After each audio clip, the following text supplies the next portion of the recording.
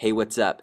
Zach King from FinalCutKing.com, and I'm going to be going over Motion 5, the software that just came out for $50 in the US. Now, I'm going to be focusing this tutorial for beginners.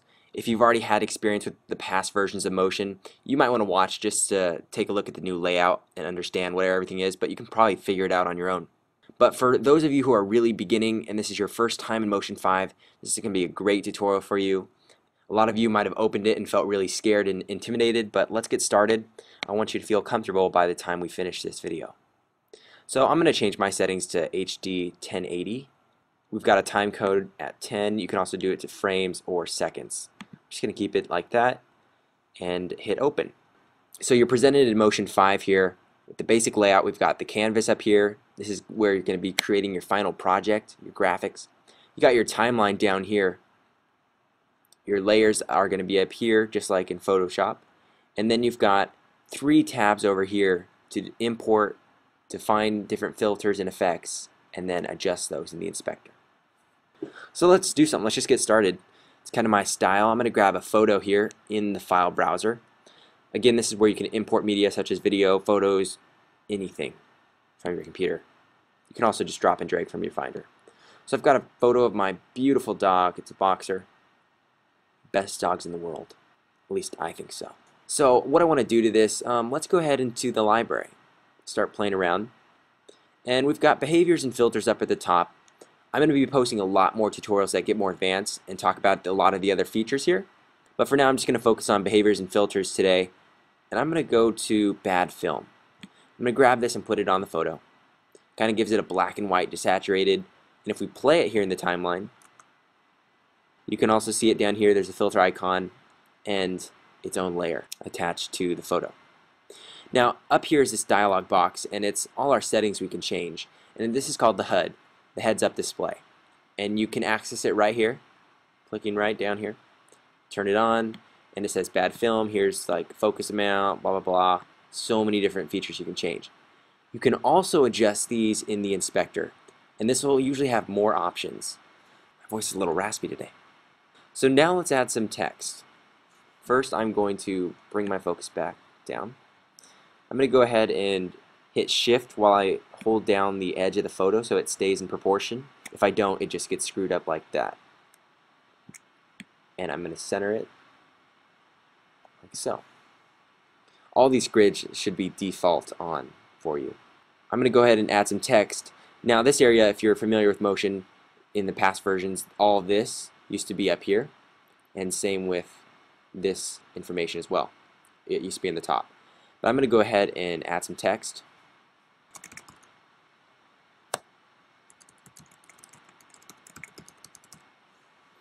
Hit escape to get out of the text editor and you're back into your arrow. If you also need to get back, you can select this transform tool and that'll bring you back. Just like in Word, in the heads-up display, I can switch this to center. Drag this over, centered up right there. I can also edit individual things if I highlight. So if I want just the bottom to be edited, maybe I want to make this all caps. Well, instead of retyping it, go to the inspector, go do all caps under advanced formatting. Sweet.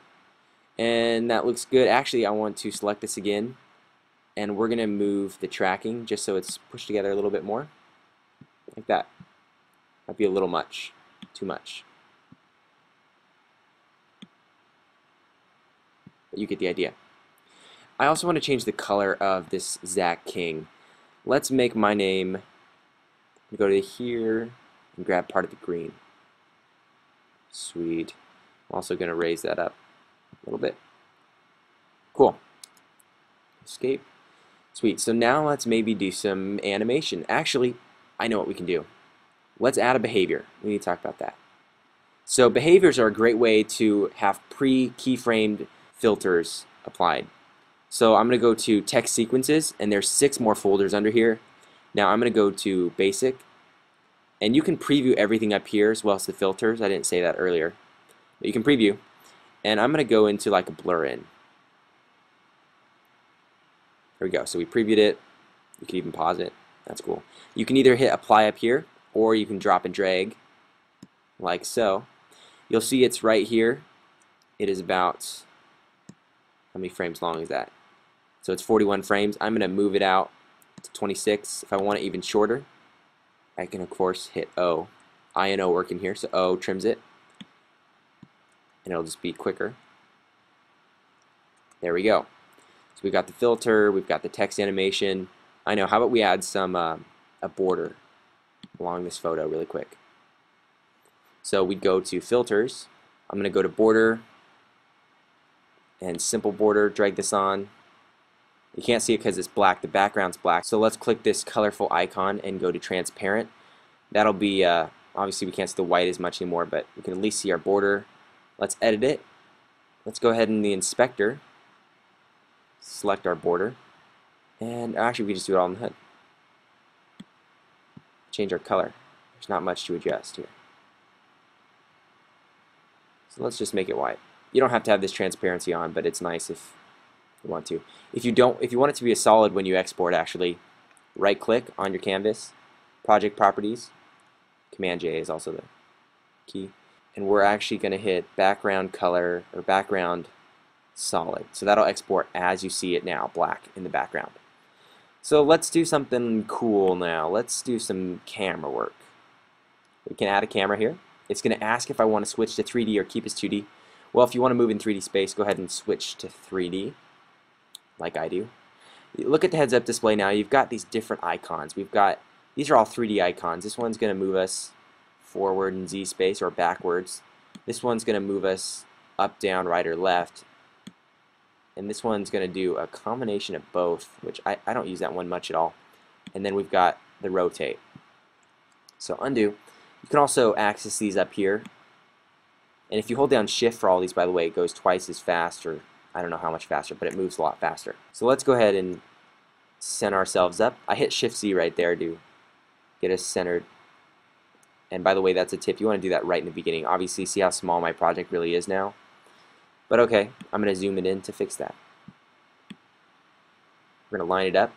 Now, make sure your playhead's at the beginning of the timeline if you're even following along, or maybe you're asleep by now. Add a keyframe right here with this red circle with the keyframe button. It says record. Now you can either hit the space bar and see where you want to time it out.